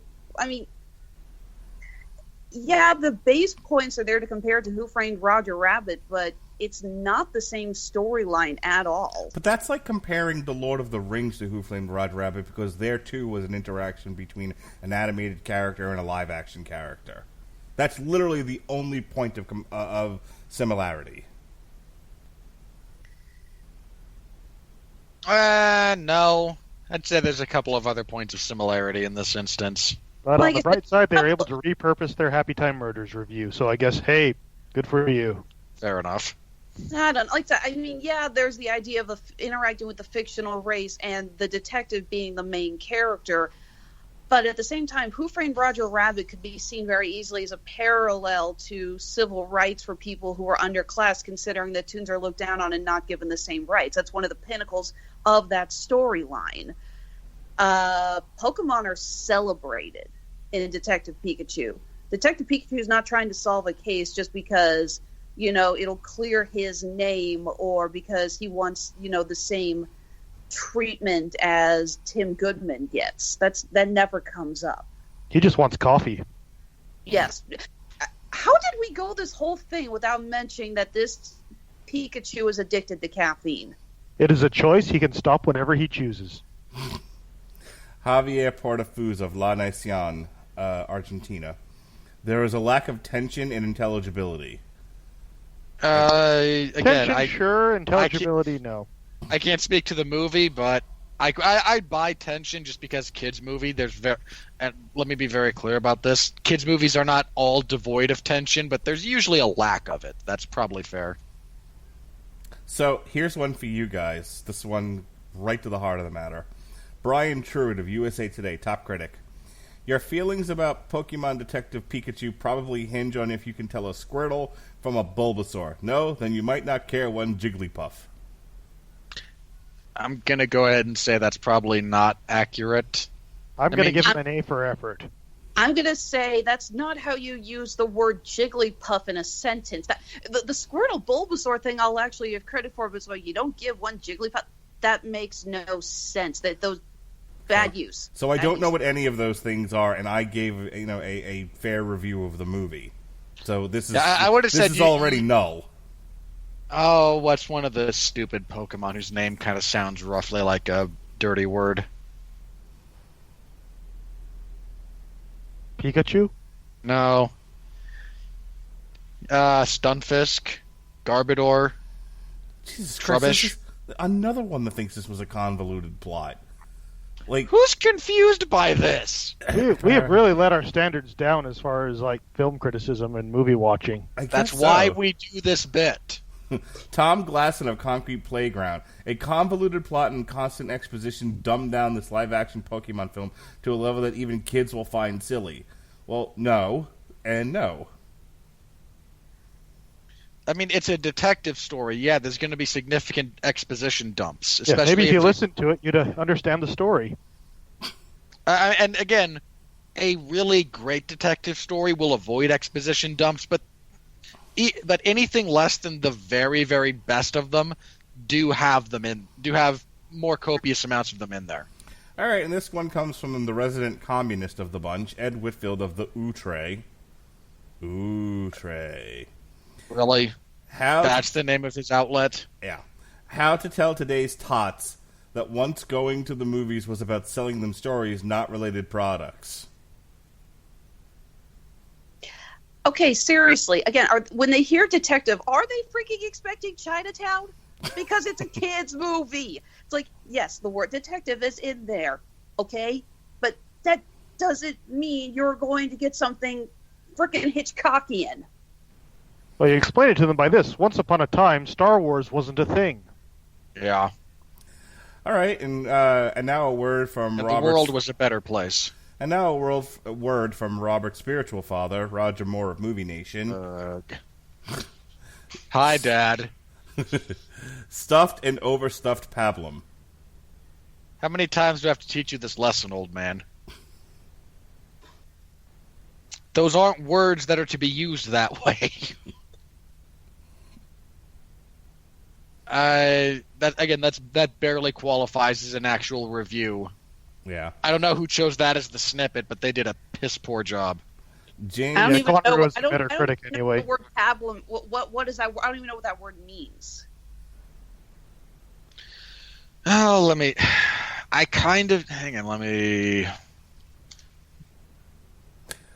Bland or insipid intellectual fare, entertainment, etc., etc. It's also a processed cereal for infants. Marketed by the Johnson Company in 1931. Moving on. James Berardinelli of Real Views, top critic. Pokemon Detective Pikachu isn't a movie. Yes, it is. It's a cog in a multi-billion-dollar media empire, a soulless feature-length example of product placement at its most blatant. Okay, Ooh, this you is our edgy person, you. This is our communist review. Boy, I'm sure glad you got to write that review wearing your Che Guevara shirt. Smoking up and just lamenting once again that boy Bernie Sanders sure would have made a swell president. You freaking loser. You are contributing to the communist progression by not being able to make any money at your job.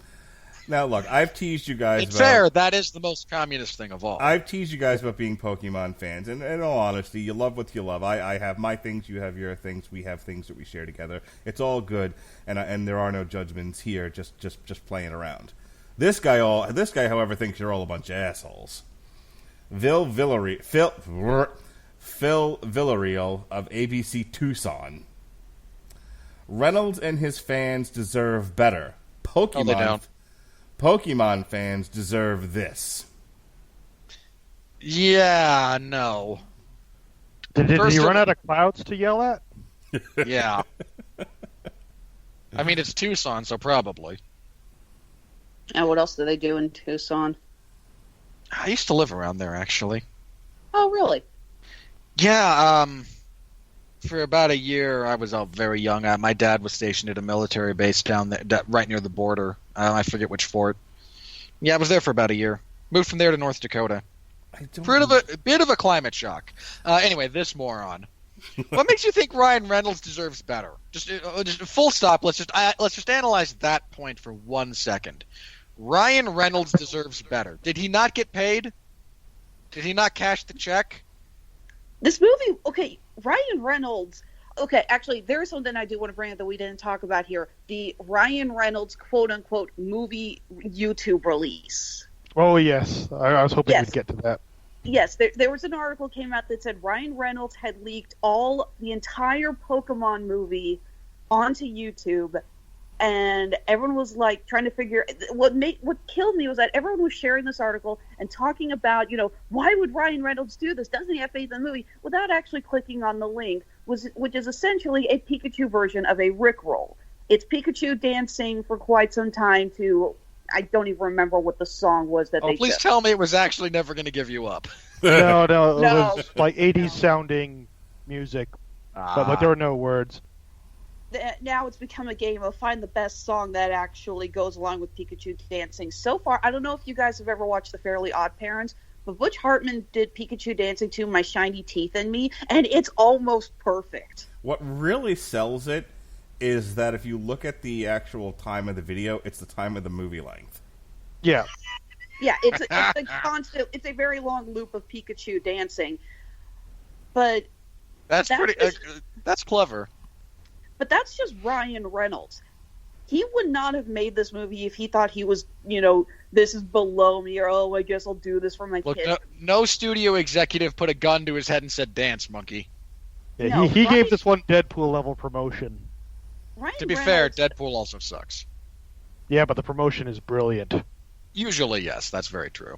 let's face it, Deadpool exists solely for one reason only, to retcon the end of X-Men Origins Wolverine. And it is completely justified on that alone. I agree. That is not true. Have you seen X-Men Origins Wolverine? I'm not defending the movie. Okay, let me be very clear about that. No one can. No. Okay, hold on. If you actually want me to, I can defend two things about that movie. Mark, you're Exactly never two. going to bed, man. I'm just, at this point, I've lost interest in what you guys are talking about, and I'm trying to think about what movie has Ryan Reynolds done where it's like, oh, he doesn't deserve this. This is a man who creates art. So let's go over his last 10 movies. Okay, no. Look, let me start with this. Ryan Reynolds was in Blade Trinity. Everyone in that movie deserves to be kicked in the crotch repeatedly. Okay. Actually, Ryan Reynolds was in Green Lantern. Well, that's where I want to start this. Okay, so between 2011 and 2019, he's been in the following pictures. Are you ready? Starting with Green Lantern. After that was The Change Up. Then he was a narrator in something called The Whale. Fireflies in the Garden. Safe House. The Croods, where he did a voice. Turbo voice. R.I.P.D. The Captive. Women in Gold. Selfless. Mississippi Grind. Deadpool. Criminal 2016. Life 2017. The Hitman's Bodyguard. Deadpool 2. And now Detective Pikachu. Yeah, this is not a guy who deserves anything. I mean, I don't know. Some of these I don't know what they are. So maybe they're artistic gems. No, they're not. None of Just them. don't bother sitting through R.I.P.D. I made that mistake. Look, Jeff Bridges having to walk around interacting with the world as a beautiful woman is moderately amusing once or twice. Everything else about that movie is just ass. Just watch Men in Black again. Yeah. Pretty much. I'm just Heck, watch Men in Exactly. Black. Watch No, any of the Men in Black movies. That includes both 2 and 3. That movie, actually, what kills me is that when you see Ryan Reynolds in movies, you can usually tell that they just let him let loose and have fun. R.I.P.D. is the movie that they told Ryan Reynolds, sit down and be quiet. We're letting Jeff Bridges have fun. In fairness, Jeff Bridges is better than Ryan Reynolds in everything. So my point being, it's not. I mean, maybe, like I said, This maybe there's a isn't Patrick- jewel in here. But yeah, he's not Patrick Stewart. He's not Patrick Stewart on American Dad going butt stuff. What was the one episode where he parodied the Lorax at a strip club? I don't know. And in fairness, I'm okay with that because I know Patrick Stewart is choosing to do that because he's Patrick freaking Stewart. But if you look at Patrick Stewart deserves better than any loose association with. Here's Seth one. Martin. This isn't Anthony Hopkins in Transformers: The Last Night. Oh God! See, You have Anthony to make it all Hopkins. wretched. Anthony Hopkins deserved better. Yeah, Why- there are cases where that is an appropriate sentiment. At no point in the history of Ryan Reynolds' career has it been appropriately attached to him. Never. No. Stop it. Moving on. Let's see here. Peter DeBruge of Variety, top critic. Ugh, Variety. Its You work box for a rag. Its box office should demonstrate fans' hunger for a more robust big screen version of the Pokemon universe, while the disappointment needed to dissuade another team from coming along and doing it right. Okay. Wow, I thought they nailed it pretty good. That might actually be that he might actually have a kernel of a point within that. This isn't going to blow up. This is not smashing the world, right? Like, this movie couldn't dethrone Avengers in its 3rd week. It couldn't take #1 in Japan, where this IP is based. It's going to make money. It's got a sequel greenlit, but I think the nature of its reception and the reaction to it is going to, rather than encourage and when I say risks, I don't mean shocking risk, but rather than doing anything interesting, it will encourage more bland repetition than anything creatively interesting. I'm going to read these two back to back, and we're going to call it a night here. Ben Kenigsberg of New York Times, top critic, and Adam Graham of Detroit News, once again, top critic. This is 1 hour and 44 minutes of Pikachu short-circuiting your brain, and Oil and Water, toothpaste and orange juice, good decisions in Florida, some things just don't go together, and you can add Ryan Reynolds' voice and Pikachu to that list. Okay. You went to the bar instead of seeing the movie, didn't you? I get the feeling this is one of those people who just can't fathom the idea of hearing Ryan Reynolds' voice and seeing anything but Deadpool. I mean, A, Deadpool sucks. B, Ryan Reynolds kind of sucks. C, neither of those preclude his voice from being okay from his performance working within the context of the movie. None of you complained about it. I thought you could tell Ryan Reynolds was having fun. I point to him releasing that whole Pikachu Rickroll thing as proof that he was really passionate about the project and he enjoyed himself. Did you see the Becoming Pikachu video? Does he cut off his arms and legs and dye himself yellow? No, but he stops picking up his daughter from school because Pikachu wouldn't do that.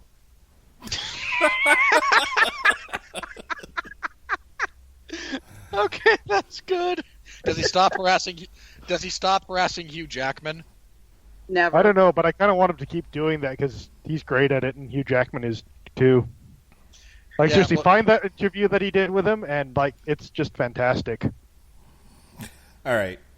Tricking him, showing up with an ugly sweater when no one else was kind of hilarious. All right, tomorrow on the Metal Hammer of Doom, shut up and kiss me, folks. It's Whitesnake, Flesh and Blood. Whitesnake, simply the greatest band in the history of American rock and roll and metal. Whitesnake, ladies and gentlemen, fantastic. None of that is accurate. Whitesnake is incredible, so talented. David Coverdale is just the best. So we'll review the new. No, keep going because they're not that good.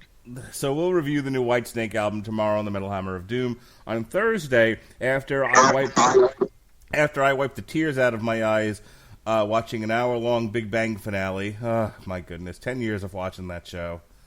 Mark, the only tears you should be crying are tears of rage that it's still on the air. No, it's so good. My God. Mark, stop. Oh, my God. I put up with a lot of your trolling about that crap. Just stop. How this hasn't won more primetime Emmys, seriously? I'll never know. Stop. So anyway, once I'm done in mourning the end of the Big Bang Theory... You are not going to mourn the end of the Big Bang Theory. Do you realize that my wife got me into watching that show? So I've watched the show for as long as I've been with her. Longer, as a matter of fact. Well, longer than we've been married. That's because it won't actually end. But anyway... It's hell. After I've the Big Bang Theory is actual hell, which is just the repetition of its nauseating, pandering bullshit. After I pick myself off the floor because it's too much to bear that this wonderful show is over, myself and Sean Comer will try to do a podcast called On Trial about the Disney live-action iteration, starring Oliver Platt, The Three Musketeers. That movie is better. If you give me the option of having to watch that movie on repeat for the duration of the Big Bang Theory's entire series runtime, give me that movie.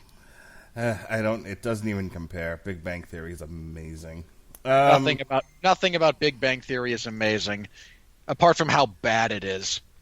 Next week, Kaylee Cuoco isn't even that attractive. He could do better. Next week, Source Material is doing Blood Ties. I wasn't on that show because I was watching my wife not win her award for excellence in teaching. To win some, you'll lose some. She was robbed. She was robbed. No, actually, some of the people that won by someone else in the parking lot because Florida. Waka waka. No, we saw some of the people who did win that award, and there were a lot of nominees in each category, and it was like, yeah, you didn't pick up a kid and carry him around the classroom or send him a singing telegram or anything like that. You're not winning this thing. We'll be back on this ridiculous show called Damn You Hollywood. It'll be just myself and Robert, and we'll be discussing John Wick 3, Parabellum. Oh, finally, a movie that isn't going to suck. Yeah, we'll see. Hey. They should put that as a pull quote on the box. Look, in all seriousness, I love the John Wick series. These are my kind of movies, man. They are great. Kung Fu movies?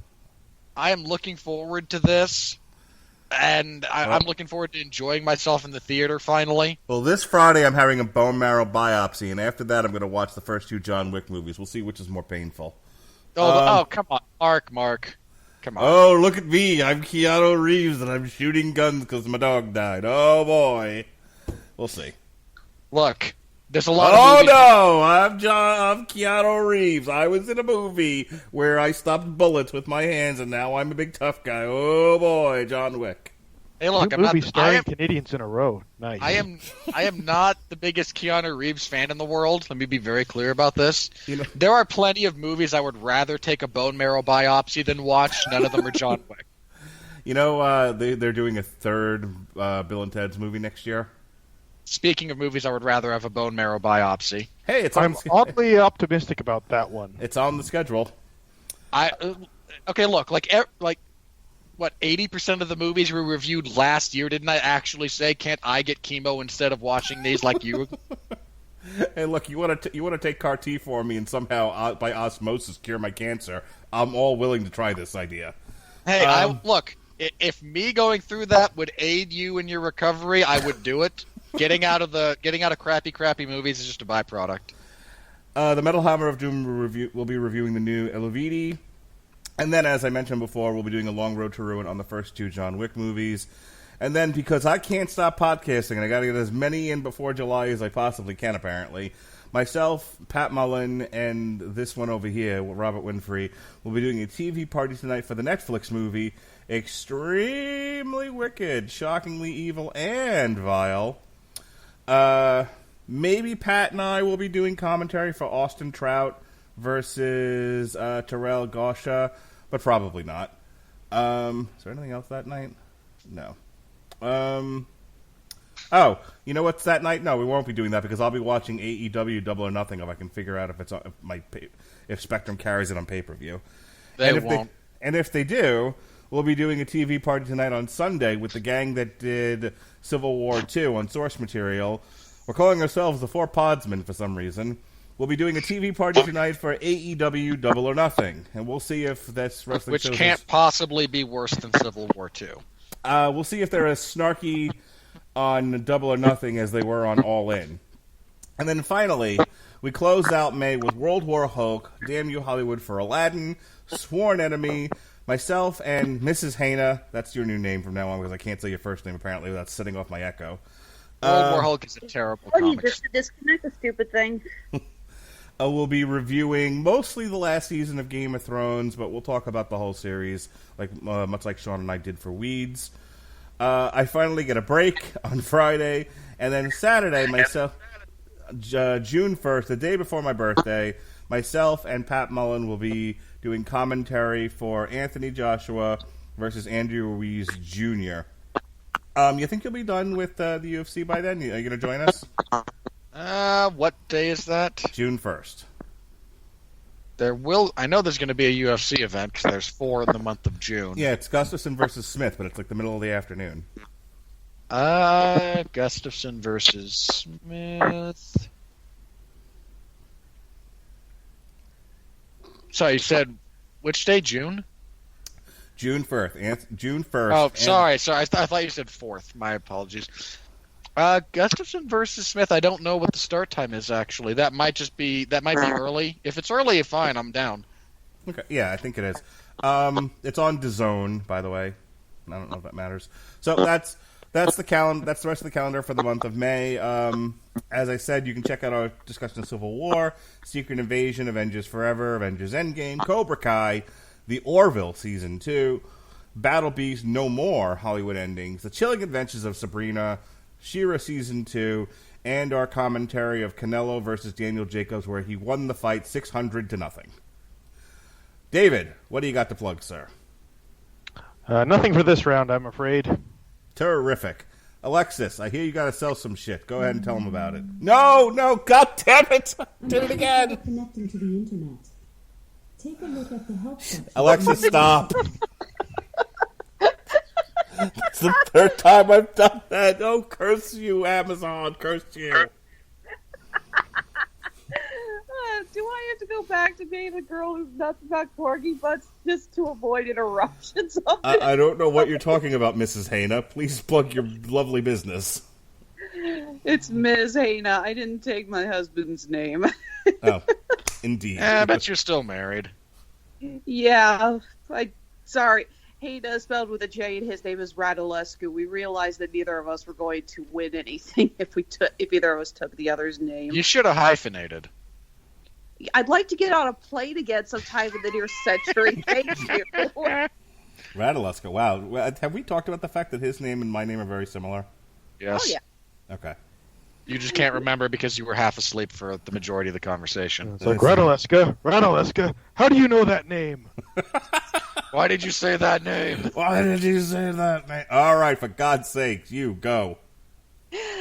So, yes, before I was so rudely interrupted by Skynet, Honeysuckle Rose Creations, the intersection of geek and chic, is having a big sale right now on both of our online stores. 15% off everything on our Etsy and Handmade at Amazon shops. That includes all of our wire-wrapped dice necklaces, all of our charm bracelets, all of our earrings, all of our hair barrettes and bobby pins / tie clips.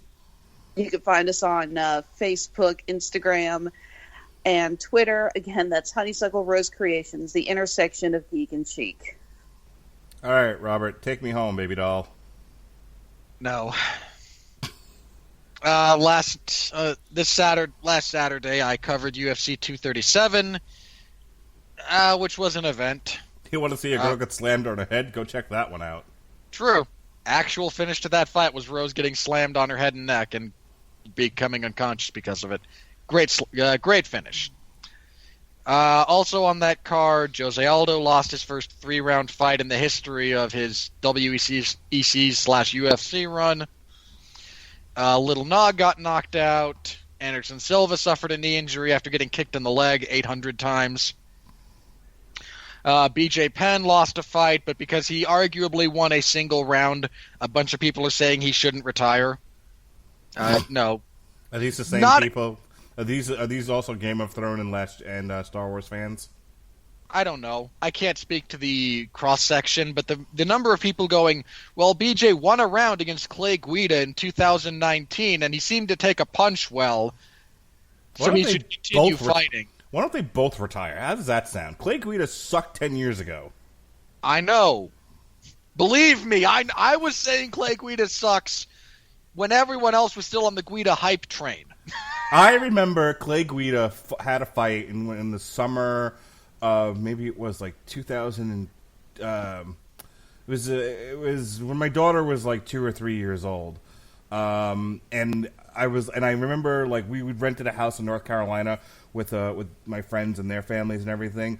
And I was like, gather around, everyone. Clay Guida, he's amazing. You should all watch this fight. And it was the most boring, most non-eventful fight. Was it him and Gray Maynard? I believe it was him and Gray Maynard. Time stopped during this fight. 5 rounds. 5 rounds. Look, that's the point when everyone else realized I had been right for 3 years. Yeah, that fight literally everybody in the house was like, I don't know why you watched this, and walked out of the room. Like, it was that bad. It is that bad. It's a terrible fight. Ugh. Like every Clay Guida fight. And that was like a decade ago. Yeah, and he beat BJ Penn via unanimous decision. It was just the saddest thing in the world. Little Nog got knocked out. It was a decent event, not great, but decent. There was some interesting stuff if you liked the minutia of Volkanovski and Aldo, and I did. But on the whole, it was just kind of there. It was funny, like, on the main card, only one Brazilian won. Like, Anderson lost, Aldo lost, Little Nog lost. And did the city in which this was held go up in flames? No, because Jessica Andrade won the main event and saved a lot of people from just leaving being angry because... We might have lost a lot of horses that day. Look, Brazilians are not... I saw this on Twitter, and I'm going to steal it because I think it's accurate. They're not actually MMA fans. They're just rabid nationalists and use MMA as a vehicle to express that. Seems legit. So I reviewed that. You can find my full report in the MMA Zone to 411mania.com. Jeff Harris and I talked about it.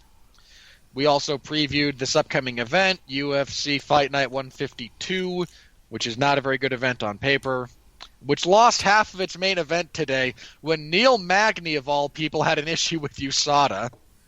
Neil Magny is the size of my forearm. And apparently failed a drug test. What was he smoking, pot? No, USADA doesn't test for that.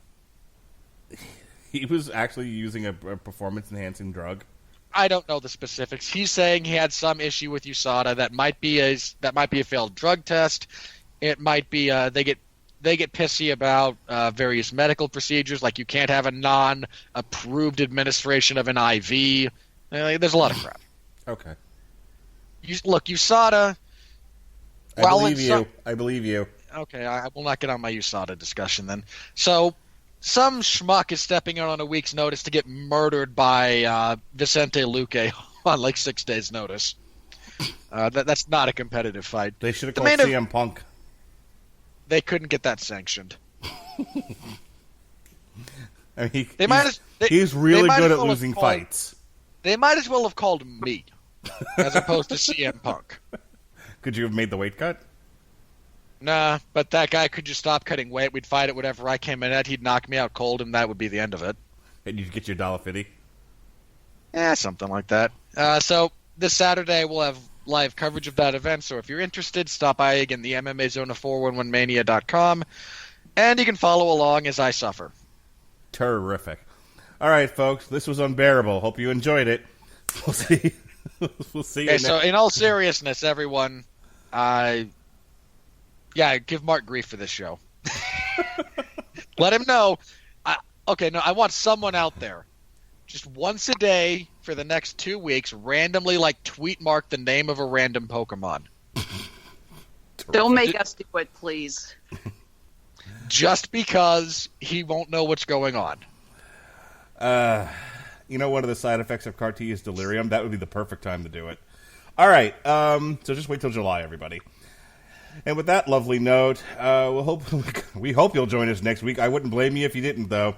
And until then, be well, be safe, and behave. Pika Pika. We're blasting off again.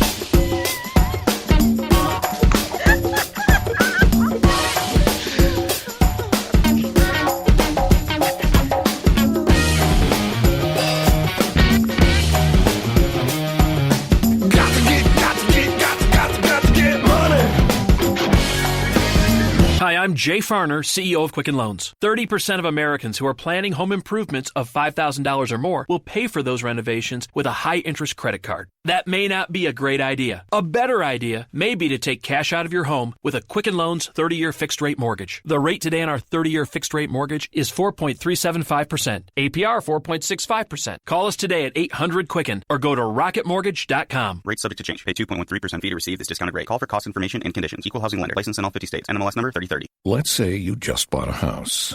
Bad news is, you're one step closer to becoming your parents. You'll proudly mow the lawn. Ask if anybody noticed you mowed the lawn. Tell people to stay off the lawn. Compare it to your neighbor's lawn. And complain about having to mow the lawn again. Good news is, it's easy to bundle home and auto through Progressive and save on your car insurance. Which, of course, will go right into the lawn. Progressive Casualty Insurance Company, affiliates, and other insurers. Discount not available in all states or situations.